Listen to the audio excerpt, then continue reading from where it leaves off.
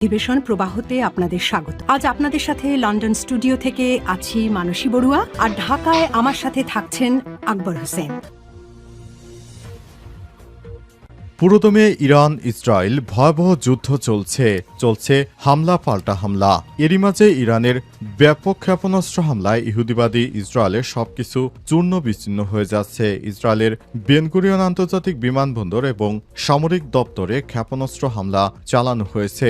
ইসরায়েলে একের পর এক ইরানের হামলায় সবকিছু তছনছ হয়ে যাচ্ছে। ইহুদিবাদী ইসরায়েলের লোকজন ইসরায়েল ছেড়ে পালিয়ে আরবের এবং ইউরোপের বিভিন্ন দেশে আশ্রয় নিতে শুরু করে। আর এরই মাঝে আমাদের হাতে এসে পৌঁছেছে এই যুদ্ধের সর্বশেষ গুরুত্বপূর্ণ সবথেকে তাজা আপডেট সংবাদ। প্রথমে আপনাদের জানাবো, ইসরায়েলের বেনগুরিয়ন আন্তর্জাতিক বিমানবন্দর এবং সামরিক দপ্তরে ব্যাপক ক্ষেপণাস্ত্র হামলা চালালো ইরান, সবকিছু চুরমার। ইসরায়েলের বেনগুরিয়ন আন্তর্জাতিক বিমান